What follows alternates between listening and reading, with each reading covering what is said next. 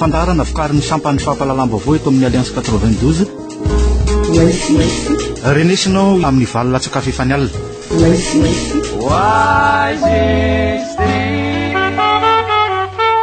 Miarabantsika indray tompoko lasy tompoko vavy eto amin'ity fandarana oesitsika ity amin'izao alakamisy 17 oktobra izao. Miaraban'ny toy ny italiany famoana ny gazety eto anivon'ny groupe Ultima Media. Miarabanao Frank Ramarsan. Miarabanao Sinez ary miarabako zany any Europeanotsika mandara manaraka ty fandarantsika ity zany isakarivo. Ny makasika ny fionan'ny Prime Ministre Belgique tamin'ny mpanao gazety eo anivon'ny RFI no anokafantsika ny resadresaka Frank Ramarsan. Anisan'ny songadina atao moa zany ny tsy fankasitrahany Prime Ministre ny karazany hoe fifampitombiasa mpitondrana toy ny setany Rosia, zany hoe ny fametrahana Prime Ministre tokeo amin'ny Poutine sy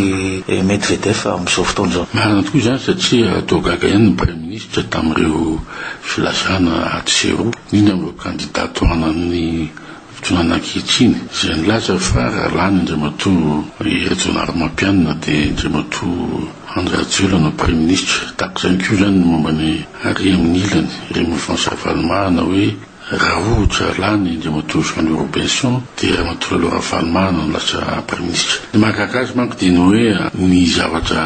misy amin'ny constitution zay natao dia ny hoe tsy ny Prime Ministre, tsy ny président de la République manenty Prime Ministre ny dikany fa ny maharonisa ao amin'ny Assemblée nationale dia ireo zany manolotra anarana sy maronisa amindray matoa filoha sy raha nahita koa izy fa misy olona ray zay tiany atao eo dia izy no atao Prime Ministre fa tsy ataontsika hoe ilazana miro aty amin'ny fampilizan-kevitra azona mifono vaoka angamba zay lazainy indray matoa Belgique koa dia amin'ilay hoe fifanjakana-kery amin'ny vetom-pivoatany sy ny avany nindrana zany satria raha ilay olona angasana Prime Ministre olona vety daholo zany na filazana an'izay ka zay no lazaina hoe raha ny tena marina hozy izy dia misy le ataontsika hoe rikidi ngamba le filazana hoe tokony isy équilibre régional izay nefa n'izao no laza kosana zay no lazainy hoe mba lasa aloha ihany zany filazana zay hoe schéma Poutine Medvedev ka dia mitoatsy amin'ny firenena malagasy. Azo ambara momba an'izany Sinez dia tsotra fotsiny hoe maninona moa ny Prime Ministre mamaly an'izany fanontaniana izany satria ohatrany manao provocation ireo ataontsika hoe ireo candidat ireo dia iny zany fangitihana kely zany zay zavatra zay dia ino izy zany fa ataoko hoe non réaction ka zay zavatra zay no ataoko hoe mba araka ny teneniny fomba fijeriny rehetra dia lasa attitude primaire ihany zay satria tsy ohatran'izany fanaova politika fa fandalinana ary raha marina fa hoe rehetra manao fampelizan-kevitra mba azony fony olona tanjaran'ny Prime Ministre zay antoerana no manao commentaire amin'izay zavatra zay no tiako laisana amin'izay fa ny hoe izy raha teo fanonteny fa izy tsy manao ananisan'izy ka dia hitao zany zay fandehany zay lazainy indray matoa Prime Ministre momba an'izay schéma lazainao zay. Efa andresantsika teo ihany ny Prime Ministre anisan'ny lehibe mitarika ny fitapana raharaham-panjakana ankapobeny izy nivoatra tamin'ny filan-kevitry ny Ministre Malo moa zany fa rehefa andresantsika teto fa nitropaka ny onivon'ny fitondrana zany makasika nyty resaka karaha-pifidianana sy ny karamany sy fokotan'ity ohatrotry ny ahoana no karazana mety ho fipetra ho raisina zany manomboka zao Frank Ramarsan namengy amin'ny fivoriana io. Ny zavatra hitaka zany zao dia nigropaka izy satria nanao vaky-patsilana ihany isika teto tamin'ny talata ary mahapototra le fekitsina raha ny teny tetika hoe ipetsika ny lehibe bokotany mbola tsy voalohana hatramin'ny voalohany taona ny karamana ary malaina andehanao distribution ny carte électorale faharoa manaraka zany dia ny hoe tsy tomombana mihitsy ilay lista électorale zay nomena satria araka ny tenentsika ny nisan'ny mpifidy dia mahagaga fa tsy niova tsy dia niova firy satria mbola mijery statistique izao tsika teo efa tamin'ny raha régional 2008 dia eo amin'ny 7 809 000 nisy ampifidy zany niraikitra tamin'izay nidiny izy tamin'ny 2010 tamin'ny référendum 7 151 000 dia izao zany zao lasa 7 850 000 talo tsara zany fa misy le atao hoe anomalie zay zava-misy mila very koa any eto fa nisy koa le natao jugement supplétif nakray izy reny. Io zany zao raha am'le carte électorale bazena eo ambony le ataontsika hoe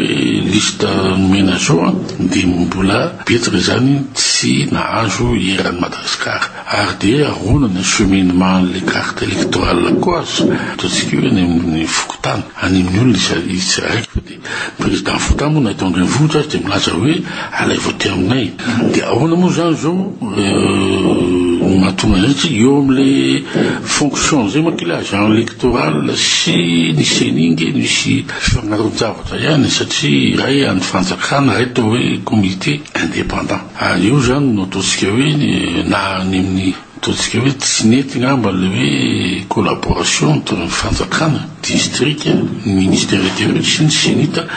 zay no heveriny fait commission indépendante ny ataontsika hoe manao supervision ny élection sy mikarakara an'ity fifidianan'ity zao zany zao hita le lesoka hita am'izay zany zao le tsy pitsipitsy satria raha mbola eo zany mbola feriketo satria tsara any mamerina an'izay hoe ahoana ny formation eo am'ireo fokotany satria ny amin'ny fokon'olona zany ao anatina bureau de vote zao misy anankiray zany zao amin'ny herinandro nefa ny amin'ny 25 sika amin'ny fifidiana amin'ny herinandro zany anankiray ihany anakoa nefa normalement ny tena tokony izy ka dia asa aloha zay nataoko hoe ny firenena mikambana aloha ny hoe miaraka amintsika amin'ny zavatra io ny sadeky sy ny comité international fa gaga ihany koa nefa ny amin'ny fanambarana andriamatosisano hoe correcta ozy izy le fikaka ny fifidiana dia vito satria ohatsa mamerina ny yahako maly hoe sao dia ataon'izao ohatrany Zimbabwe ty fa na hoany na tsy hoany dia zay vokany io vokany fa vita ny asany zany tona le observateur izy oa zay hoe andeha valide ny fifidianana io dia zay vokany io dia ozy ako hoe na korotana io na tsy korotana ny azy moa zany efa vita ny azy satria hoe vita ny fifidianana dia vita ny crise zay zany zavatra mampanahy ny rehetrarehetra amin'izao fotoana zao ka dia misy le fivorena zany androany riva vito zay vokany hoe ahoana no anarena zany rehetrarehetra zany zany mety tonga amin'ny tranga tsy azo anorana ve zany zao ny toedraram-pirenena Franck Ramarsona indrindra ny fifidianana manahy ihany koa zany eo amin'ny mpitazana sy amin'ny mpanarabavoatsiry sinezy hoe sao dia efa zavatra efa voamana ihany ny fanaovana tsangona ho an'ny fitonana teza mihitsy satria raha ny feo mandeha inge dia mitady le atao hoe cas de force majeure am'izay dia hoe any amorona ny fifidiana dia io resaka carte électorale io mety isany io firotsahany io ary sao dia zay ny rotsahany tapoka andriamatolidera tsiraka nanao ny falandraisana ka io satria mazava zao fa araka ny teny antsika teto tamin'ny vakitsika batsila hoe tsy mety ato tsy mbola mivorona assemblée générale fokon'olona tsisy vola nankarama ny sefim-portany ahoana no anaovana ny ataontsika hoe ny fangalana ny voka-pifidiana ahoana zany ny distribution carte électorale atsany potiny nefa nyzao tsisy lalana tapaka ny ataoko hoe amin'ny orana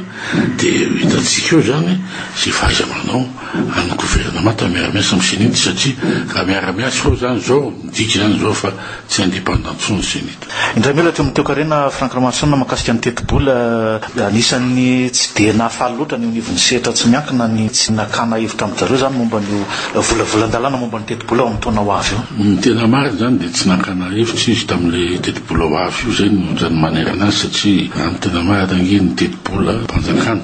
dia sy nataontsika hoe karazana fitaratra ho an'ny secteur privé mazoto manao ny prévision hoe ahoana zany mietra amin'ny heritaona inonavy ny zavatra mety avantage ho azy ary ny tena marina dia ny hoe tsy nisy mihitsy zany to anatin'ny projet de loi de finance 2014 tia hoe fifampirahana zany tamin'ny rototo ohatrany zay ny mampalelo an'ny groupement patronal angamba ary marina ny azy satria voalohany aloha resaka fotsiny tsika zao momba ny hoe ny mesure alaina am'le relance économique tsy hita faritra io satria resaka coupe budgétaire resahany zany hoe austérité faharoa dia zavatra mamarika be mihitsy amin'ny heritaona hoe ahoana zany ny atao eo amin'ny fikariny vidiny solika satria anao vérité des privés zany ro pétrolier raha manao zay izy moa zany dia tsy maintsy manao zay politika rehetra ny fanjakana manakanana an'izay aloha mba nalefahana ny fiaina satria za mihiny fa misy raha ohatrany io hoe vérité j'ai dit près de près ny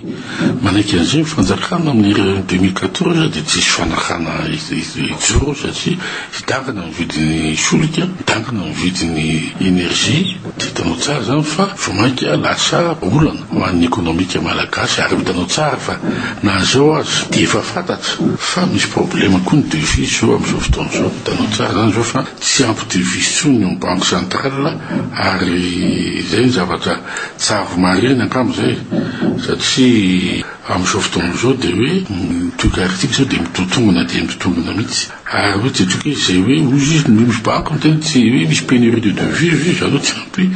ny tena marina zany banque centrale zany tsy afaka manao ataontsika hoe manana le contrepartie amin'le échange zany amin'le devise fahatelo dia ny hoe tsisy devise ko zany ataontsika hoe eo ampelatana ny fanjaka ampy satria eo amin'ny lafiny ataontsika hoe tsy manaraka ny marché interbancaire de devise ny taux rehefa amin'ny importé pe solika ireo pétrolier satria hormis dozy izy ny ana dia tsy maintsy compenseny tsy maintsy tsitseman'ny banque centrale zany ny banque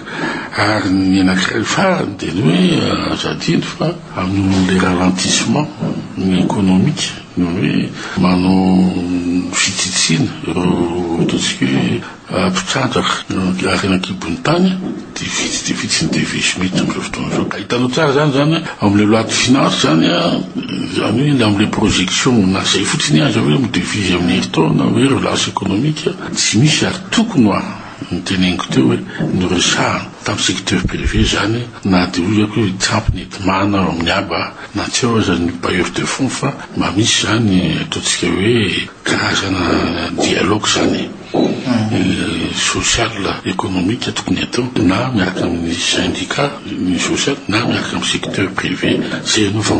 vao mandrafitra budget satria ohatrany zavatra tsy professionnel na zavatra mandeha zany ankehitriny ohatran'izay foana moa zany zao zava-nisy hoe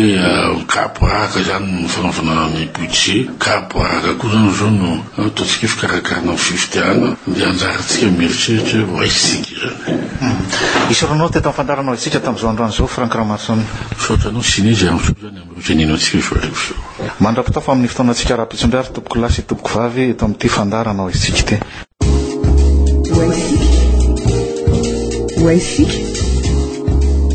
fandarana vokariny sampany fahampalalam-baovao eto amin'ny Alliance 92 renesinao amin'ny valina tsakafo efany alina